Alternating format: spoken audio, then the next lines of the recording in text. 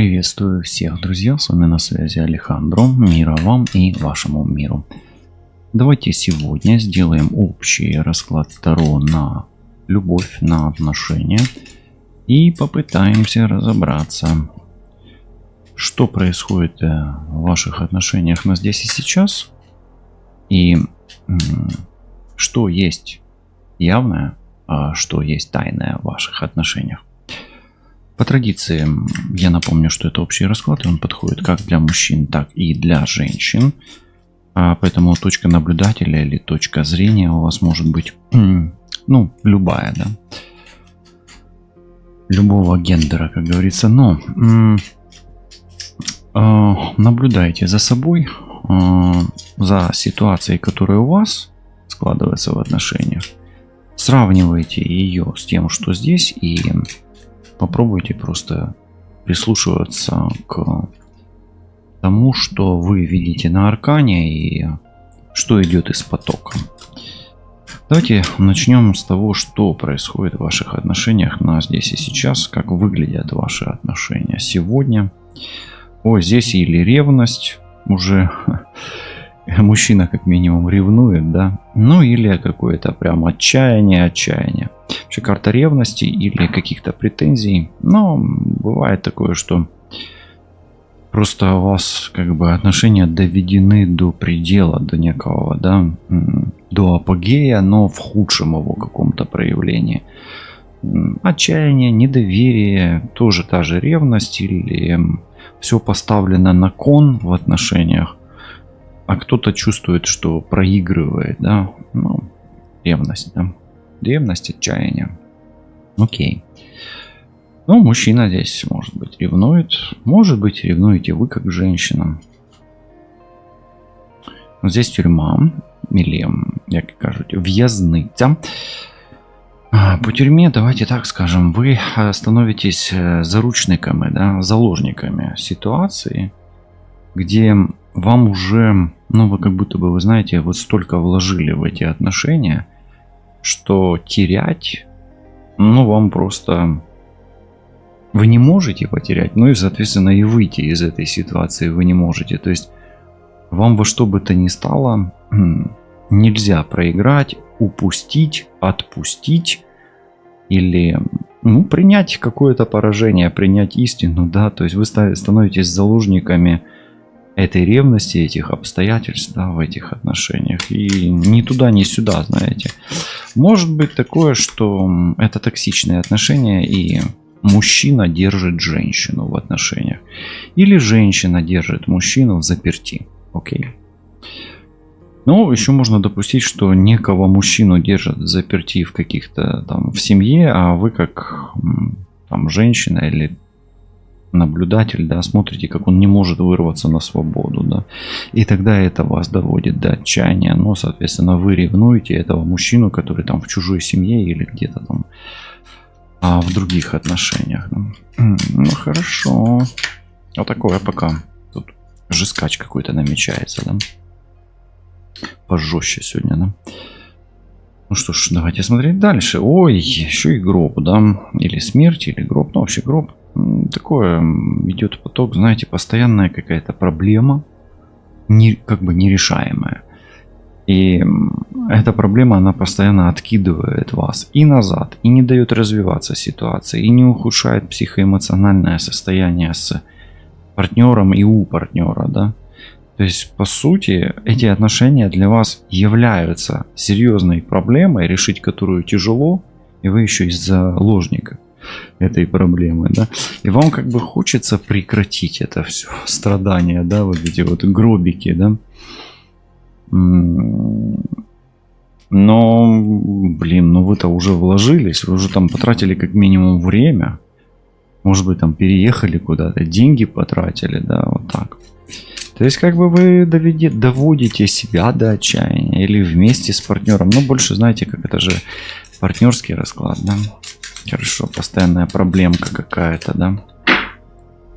Или вам этот мужчина или женщина обещает решить проблему, но увы. Или приходит и говорит, дай денег, я решу проблему, я доведен до отчаяния, там, проигрался где-то, да, но вы даете и становитесь заложником, да. И, соответственно, проблема не решается, он опять там приходит решать эту проблему. Ну, вот такое часто бывает, да. Давайте дальше.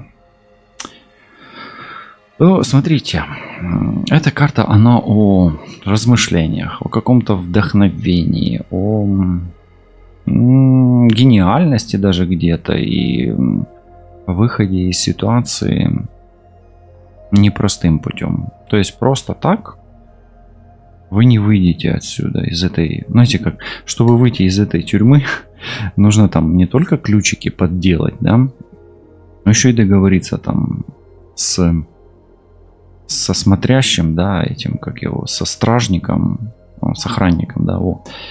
Или там подкоп не просто так сделать, нужно добыть карту какую-то, да, на того, куда там подкоп ваш поведет и так далее. То есть вы не можете никак догадаться, как же выйти из этой ситуации, и вам может быть даже там, как это может быть, советчик, тут я вижу у него череп рядом, да, есть у Карлоса Кастанеды смерть советчик, да, если ты не знаешь, что делать, посоветуйся у смерти, что нужно делать, а смерть шепнет тебе на ухо, но ты же еще жив, тогда продолжай этот танец, да, то есть как бы вы вынуждены продолжать, но постоянно думать, да? Но тут еще такое, вам вот этот вот, скорее всего, мужчина, ну ваш партнер, давайте так, мы же с двух сторон, он постоянно что-то обещает и постоянно какую-то такую вот оригинальность какую-то, да, какую-то такую идею, говорит, вот, подожди, там, вот еще есть такая идея, да, вот так мы еще не пробовали, да, и вы как бы, ну, может быть, подкупаетесь на это, ну, как бы верите ему, потому что вам может быть казаться, что этот человек умнее, мудрее, опытнее, да, тут какой-то гений, прямо писатель, творец, может быть, образованный человек, да. Но, знаете, как бы карты подсказывают, что надо как бы глубже тут углубляться в эту ситуацию, да, и смотреть более детально. То есть, знаете, как это дифференцировать в этот момент, расщеплять на дифференциация, да, это разбитие, да, на проблемы, на какие-то кусочки и смотреть, какая проблема важна действительно, а какая не важна, с чем вы можете быть, а с чем вы не можете быть, от чего вы можете отказаться, от чего отказаться не можете. Потому что гроб в центре это, ну, как бы есть серьезная проблемища, да, но она же состоит из мелких каких-то проблем. Да. Ну, должна быть какая-то идея, вы все время думаете, как минимум, вот, почему-то, как вырваться из этой ситуации, а что предпринять, а будет ли это хорошо, да, вот так. Давайте дальше. Внезапный какой-то приз, внезапное поощрение. Ну, вы надеетесь на прорыв. И каким-то мудреным способом вы думаете, либо вам судьба поможет, да, либо ваш ум поможет, либо вы просто будете вознаграждены, потому что вы не можете прямо отказаться. Вы заложник реально ситуации. Прям заложник. У вас или пан, это кажуть, або пан, або пропав. Да? Он стоит тут с, ну вы поняли, с пищалью у виска. Да? То есть вы как бы загнаны в угол, с одной стороны, а с другой стороны у вас размышления и ценный подарок. То есть реально, да, вам даже это... Джайл, темница, да, в'язниця, она вам мила, да, уже, ну, вы уже привыкли в этих условиях быть, да, этот гроб, это как бы условия такие не очень хорошие, но вы в этих нехороших, не очень хороших условиях, в этих отношениях, ну, пытаетесь выловить все равно свой подарок, да, ну, окей. Интересно, как минимум, ну, может быть, вы знаете, вам просто обещают золотые горы, а вы верите. Или вы удерживаете своего партнера золотыми горами, и он верит, да, потому что... Почему? Потому что, ну, давайте так. В конечном итоге, как бы ни стремился пленник или узник выйти на свободу, он верит в то, что он в заключении, да. И если он верит, ну, в конечном итоге он верит, а если он не верит, то он выходит, да. Слышите, да, услышите. Если пленник не верит, что его до конца, да, то он как бы выходит, освободился, освобождается. По сути, в этих отношениях вы становитесь заложником обещаний, некой иллюзии, крайних каких-то событий и позиций в отношениях, каких-то крайностей. Вас могут очень сильно запугивать в этих отношениях. Кнутом и пряником. Кнутом и пряником. Напугали — конфетка, напугали — конфетка. Плохой полицейский, хороший полицейский. То хорошо, то плохо. Но в целом не очень хорошо. Можно сказать, в целом плохо. В целом вы себя чувствуете в замкнутом пространстве. Это могут быть токсичные отношения, имейте в виду здесь. Может быть абьюз, газлайтинг, шантаж, где вам говорят: я себя там с собой что-то сделаю, и вы все, и вы уже чувство вины, и вы не можете уйти, долго думаете и все-таки надеетесь на лучшее. Но как минимум, да, вот так. Хорошо, давайте теперь смотреть, что на глаза происходит в ваших отношениях. Давайте посмотрим первое. Вот здесь ревность и отчаяние. Разберемся, а потом на глаза, да, то есть, а вот это вот, ну, как бы, что явно происходит, да, вот это что явно, а вот это будет, что тайно происходит, или что есть истина, и что есть, ну, как бы, вот это выдаваемое за действительность, а вот это сама действительность будет. Услышали, да? И вот, выдается за действительность некая ревность и некое отчаяние. Вот как оно выглядит. Давайте посмотрим. Выдается за действительность некая ревность, некое отчаяние. Как оно выглядит? О, я счастлива с тобой. Я счастлива с тобой. Или я с тобой счастлив. Ну, вот такое счастье. Десятка воды. Я так хочу быть с тобой, укрыться от глаз. От всех глаз. Вот, где-то в горах. Да. По сути, отчаяние, оно, вот, или ревность транслируется от счастья. Типа мотивируется: я тебя люблю, я с тобой хочу семью. Хочу тебя увезти куда-то там, ну, например, в горы, да. Вот. И это отчаяние, оно идет по Марсу.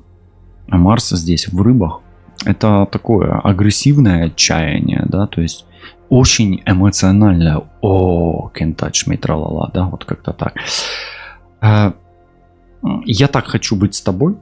Я так хочу тебя там любить, носить на руках, а ты на это не обращаешь внимания. О, видите, все равно она стоит спиной, поэтому уже не обращаешь внимания. Да? Ты доводишь меня до отчаяния, ты вынуждаешь меня это сделать. А на самом деле давайте посмотрим, что за этим прячется. Опа, что-то лезет, ну ладно, мы не будем.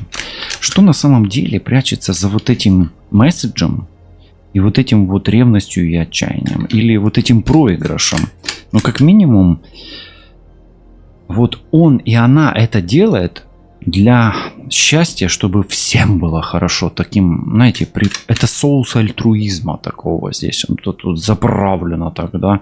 Я же хочу, чтобы всем было хорошо, чтобы все были счастливы. Ну, тут рыбы, тут Марс в рыбах. Это, ну, что-то есть. Тут двойное дно в этом счастье есть какое-то. Или двойное дно в позыве в этом оно есть. Давайте. Но на самом деле это иллюзия. То есть этот человек вот так фантазирует себе. Семерка воды. И я вам так скажу, что конкретно человек не понимает, что он хочет. У него нету конкретного представления о счастье. Да, здесь вода. Да, здесь тоже вода. Да, это, знаете, такая иллюзия, в конечном итоге по-настоящему. Страстная иллюзия или идеал. То есть человек, не зная, чего хочет, но стремится к какому-то идеалу. Причем 17 звезда, это даже если это произойдет, это будет ой как не скоро. И он идеализирует здесь, скорее всего, либо вас как женщину, слышите, вас как женщину, То есть действительно тогда вы ему очень нравитесь. Но тогда вы уже очень жестоко с ним ведете себя, да? Вы уже сами знаете, это общий расклад, как вы с ним себя ведете. Либо себя, это может быть нарцисс.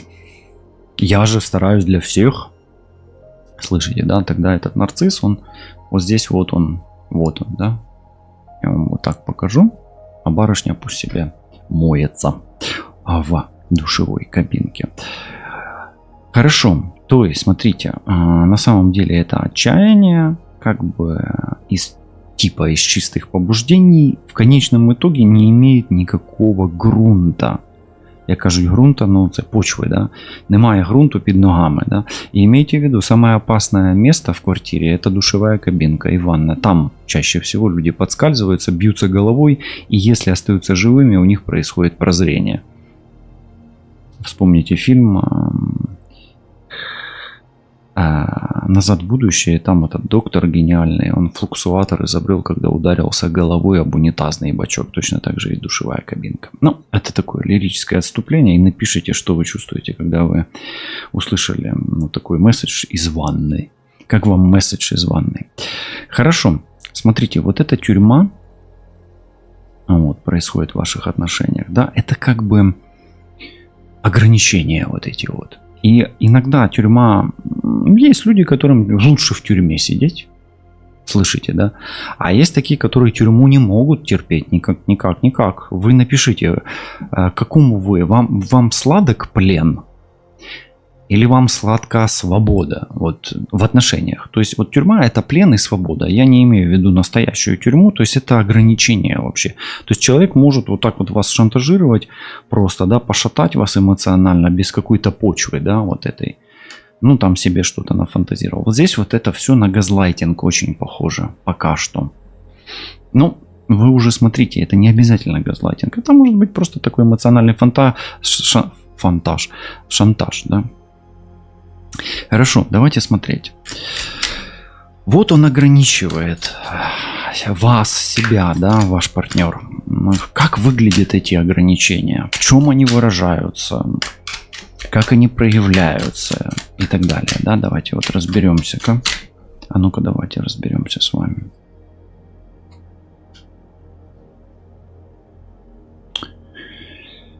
Во-первых, это... Тройка земли, это тоже агрессивно все происходит. Это блокирует или вас, или его. Например, я ничего не могу сделать, потому что ты постоянно работаешь. Я постоянно занят, потому что мне приходится делать всю работу за тебя. Или я не сделал это, потому что было много работы. Я не успеваю, потому что мне на учебу, на работу, потому что мне надо развиваться как-то, да, вот. Это карта развития, и по сути это тормозит развитие очень сильно. То есть как минимум, пребывая в этой клетке, в этих ограничениях, либо ваш партнер не развивается, деградирует, реально там лежит на диване или отворачивается от вас. Ну, то есть он не уделяет внимания, по сути, он, сосредоточился на одном каком-то занятии, на одной цели, и все, и больше его ничего не волнует. Вот слышите, да? Но делается это все, опять-таки, из-за хороших побуждений, каких-то позитивных побуждений. Окей? Хорошо. Давайте, а на самом деле эта клетка и эти ограничения, они о чем? Вы как бы здесь в этой клетке, обратите внимание, вы прям связаны.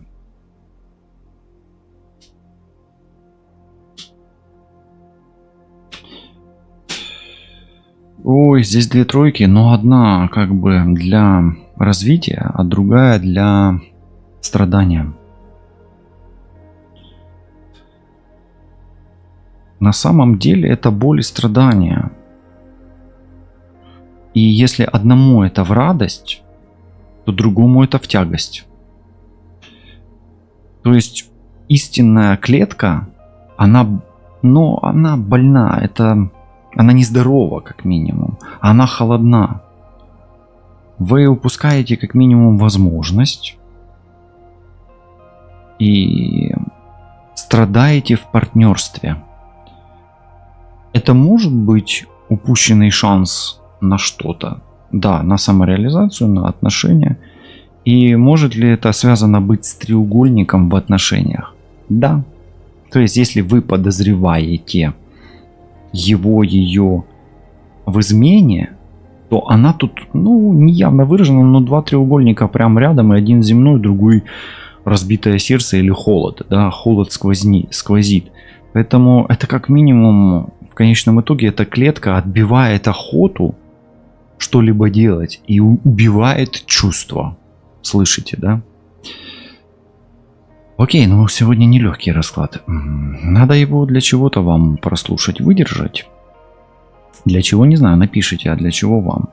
Смотрите, перебираемся в красную комнату, где есть гроб, да, или есть смерть. Да?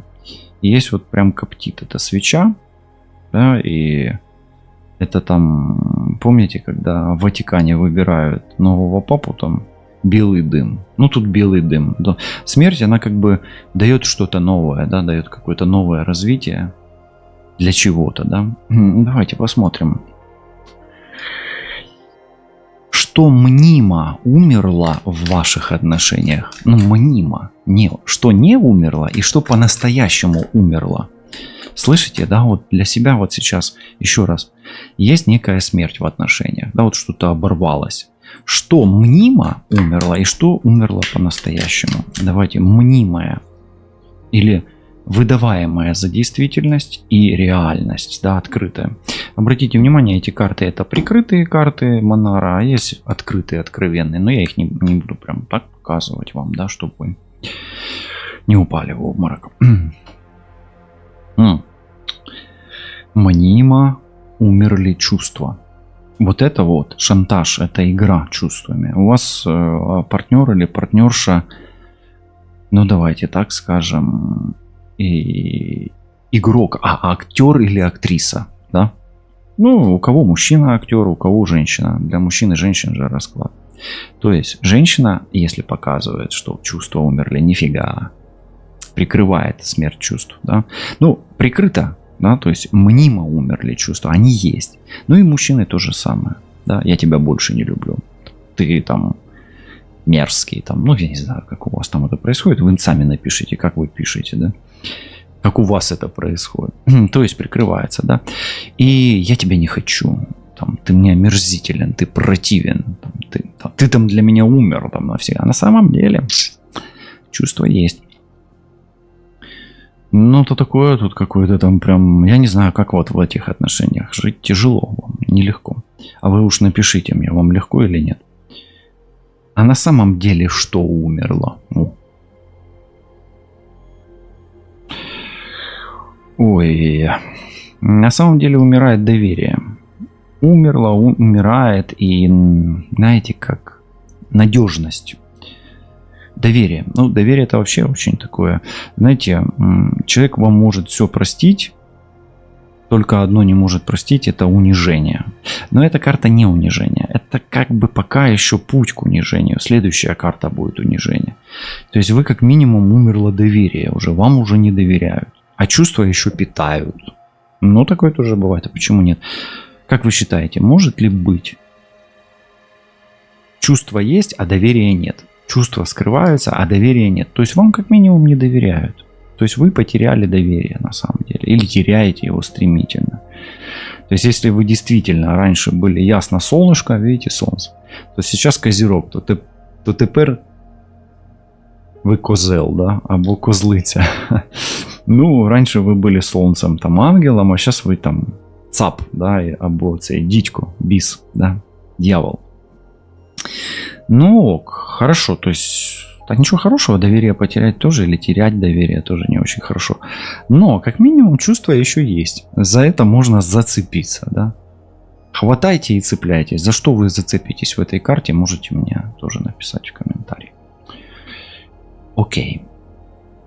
Что думает открыто ваш партнер и что думает тайно. Вот явные мысли, которые он вам транслирует, да, которые вы можете зафиксировать, как-то обозначить для себя. И скрытые мысли. Давайте явные и скрытые мысли посмотрим. Явные и скрытые мысли на вашего партнера. Вот так. Явные, которые вы замечаете там в его речи, да, или в его поступках, да. И скрытые мысли. О чем он скрыто? Вот он ничего не скажет вам никогда, да, об этом, об вот этом. Ну, давайте так скажем. Вы как женщина, как мужчина нравитесь. Ну, особенно женщина. Ты моя судьба. Я без тебя не могу. Красивые ноги, красивая талия, да, красивая там все, грудь, одежда, стиль, вообще красивые губы, да. Особенно если без накачек. У вас с накачкой или без? Накачка это печально, конечно, но это что-то мое. Но ты хороша, как ни крути. Да, или ты хорош, там, вот, ты моя судьба. Все равно. Видите? Это еще и судьбоносный человек. Или ты там, ты самая лучшая, да, то есть идеализация здесь может быть, потому что десятка чаш, звезда, она, эта комбинация здесь прослеживается. Ты прекрасна, ты прекрасен, ты хорош, да, вот в таком вот, то есть вознесение некое, эта судьба нас свела, нам судьбою дано быть вместе, вот это идет. И, ну, это вы как бы это еще дает вам некую почву под ногами еще, да. Вы, может быть, и рассуждаете, а судьба ли мне этот человек? Юпитер, ты для меня самый дорогой человек. Самый дорогой человек. В тебе сочетаются все самые лучшие качества. Вот он такое транслирует вам, ваш партнер. Ты у меня самый лучший лучшая, самый умный умная, красивый красивая, самый незаменимый незаменимая. Вот, соответственно, вы попадаете где-то в эту клетку эмоциональную, вот здесь. Вот оно где-то, вот эти две карты пересекаются. Я же для тебя все делаю. Все. Смотрите, 10 и 10, 20. Оно как будто бы, страшный суд. Вам как бы и хочется это. А с другой стороны, вам хочется от этого избавиться, потому что вы чувствуете, что здесь что-то нечисто. Потому что страшный суд — это очищение от материальной какой-то привязки. Тут глубокие размышления о духовном и материальном, с другой стороны, да. Ты самый дорогой для меня человек. Ну и так далее. Солнышко мое, это тоже это солнце вообще. Такое на земле. Не в небесах, а на земле. Ты солнце мое на земле для меня, да. Вот так. Или без тебя я не чувствую почвы под ногами. Такое тоже может быть здесь. А что на самом деле думает? О чем думает? То есть виртуально или в том, что он транслирует вам и что вы слышите, он планирует, как бы это все продолжать. Я тебя не брошу, не. Я никуда не уйду. Я буду рядом, надежная. Я ж тебя не предам.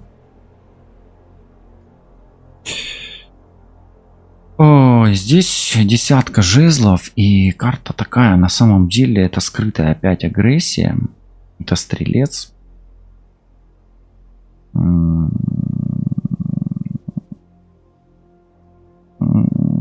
Если вы его выведете, этого человека, из себя, он вас накажет. Но он действительно не хочет вас оставлять. Здесь некая такая есть связь. Она идет по стрельцу и огню. Это сексуальная связь, во-первых. Это раз.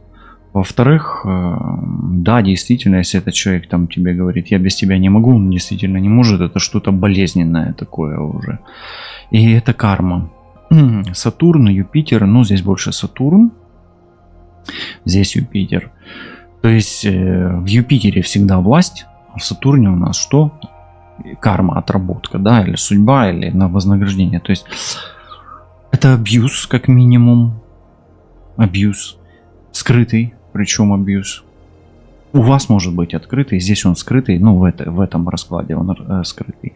И он думает, как бы вас еще придавить и давайте так скажем, чтобы вы ни в коем случае никуда не сбежали. У меня такое ощущение, этому партнеру выгодно, чтобы вы были вот в некой такой тюрьме. Да, может быть, его доводит до отчаяния, то, что он может вас потерять. Может, и вас обоих доводит до отчаяния, но ему это выгодно. И это судьба. Ну, как бы даже вот не судьба, а колесо фортуны — это судьба. С одной стороны, судьба, с другой карма, да. Но это как бы кармическая судьба или судьбоносная карма. А карма и судьба, по сути, это одно и то же, да. Ну, оно не одно и то же, но оно близко, и кто его разделяет, кто не разделяет, давайте так скажем, с двух сторон судьба, и открыто, и не открыто. Поэтому тут нужно и вам делать выводы, а для чего вам этот абьюз такой, да. Он может быть не такой прямо агрессивный, как я тут где-то, может, сгущаю краски, а может быть агрессивнее, чем вы видите, да. Вы сами же знаете, о чем я говорю. Ну вот эта карта, она выпала последняя, она вот у нас будет закрывать сегодня расклад. И смотрите, это карта какого-то приза, на который рассчитывает либо ваш партнер, либо вы. И вот я положу по две карты. Две карты партнера, две карты на вас и партнера. Такой, на что вы мнимо рассчитываете, да, для себя. Вот он мнимо рассчитывает, и вы мнимо рассчитываете. То есть, ну, так, знаете, я хочу там от тебя того-то. Это ваш партнер, а это вы будете. А что реально вы можете получить? То есть ожидания его и ваши, и ВС, как говорится, реальность, да?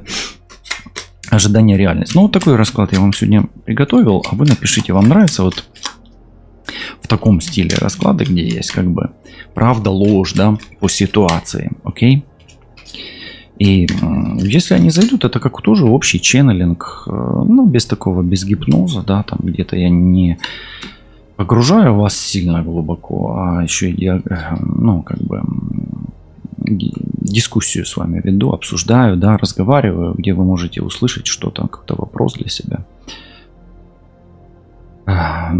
Ответ на вопрос. Смотрите, вот он ждет, вот вы ждете, вот он получит и вы получите. Ну, как ценный приз, да, подарок. И это может быть и подарком, и наоборот, эпик фейл, да, разочарование. А он реально ждет, он рассчитывает как минимум, может рассчитывать на ребенка, деньги. И за вами он, кстати, ваш партнер следит. Он рассчитывает на лучшее, он рассчитывает на бонус для себя. Он рассчитывает на то, что он не потеряет над вами материального контроля. Ваш партнер, партнерша. Но здесь и деньги, и ребенок, и контроль сразу же, да, вот все. И он рассчитывает на еще один шанс, давайте так скажем, да. Ну, вдруг у вас какая-то пауза, вы там в истерике убежали от него, или он от вас ушел, хлопнул дверью, но... То есть не хочет терять с вами связь, там следит, там где угодно, на улице, в соцсетях. Вообще он больше здесь по этой карте следит на улице. Имейте в виду прям визуально. Что вы хотите, да? Или что бы вам надо было хотеть? Двойка воздуха. Ну, я не понимаю, в чем он для вас подарок или она подарок, но вы хотите ценный приз. Это уже, знаете, как самоцель, и оно не очень здоровое какое-то. Я вам так скажу, по двойке воздуха вы нафиг не понимаете, извините, по двойке воздуха вы не понимаете, нафиг оно вам надо. Смотрите, луна в весах, надо, не надо. Нафиг мне такой подарок. То есть вы... Вот в чем для вас приз, вы не понимаете, какой, дайте абсурд, да, иногда же на парадоксы мы же выходим, а из парадоксов возникает уже альтернативная реальность, да, часто, изменение реальности. Так вот, вы сами не знаете, он для вас как приз, но нафиг это такой приз, да? На что вы рассчитываете? В конечном итоге вы рассчитываете на решение, на принятое решение. И оно, скорее всего, его но будет в итоге ваше. Слышите, услышите вот это. Вы рассчитываете здесь на приз как решение, и что он что-то решит. Но учитывая то, что у него инфантильная позиция, решать будете вы и у вас, особенно если вы женщина, да. То есть здесь вот более такое решительное, мечевое, воздушное, то есть действие будет происходить в этой, в вашей карте.